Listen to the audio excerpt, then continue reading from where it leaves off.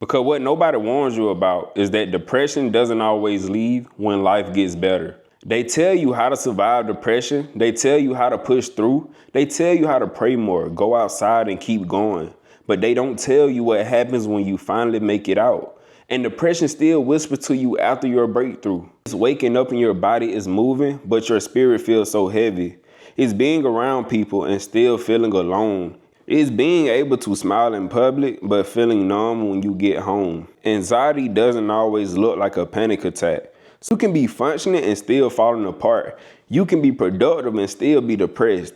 You can be strong and still struggling, which leads us to why you don't feel like yourself anymore. It was what it did to my identity, because when you lose your routine, you don't just lose structure, you start losing confidence. And when you lose stability, you don't just lose income, you start losing hope. And when you lose momentum, you don't just lose progress, you start questioning your own worth. And depression and anxiety don't just attack your emotions, they attack your identity. Because if the enemy can convince you that you're not valuable, you will stop showing up as the person God calls you to be. And this leads us to our next point, that hope deferred is real and it hurts. This is where scripture became real to me. Proverbs chapter 13 verse 12 says, hope deferred makes the heart sick. And stop waiting to feel better. Here's when it changed for me. I realized if I wait to feel better before I move, I might stay stuck forever. So instead of waiting on motivation, I started rebuilding my life with structure. Because structure will hold you when your emotions can't. Healing starts when you choose consistency. This is what structure looked like for me. Not some perfect routine, but simple non-negotiables.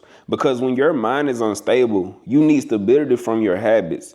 Here are the basics. Wake up at a consistent time, even if you didn't sleep great, because consistency trains your brain that you're not in survival mode anymore. Next, I want you to move your body, even if it's 10 to 60 minutes, because depression sits in the body. Movement tells your nervous system I'm safe enough to function. Next, I want you to get some sunlight and fresh air. This matters more than people think because sunlight regulates your mood, energy, and your sleep. Then I want you to prioritize showering, keeping yourself well groomed and well dressed, even if you're not going anywhere, because how you treat your body teaches your mind what you deserve. So be sure to look good, smell good, and feel good. And lastly, I want you to eat real food and hydrate. When your body is drained, your emotion gets worse. And I need you to understand this too. Sometimes you're not lazy. You're malnourished, dehydrated, and mentally exhausted. So you have to rebuild your strength physically too, because mind, health, and body are all connected.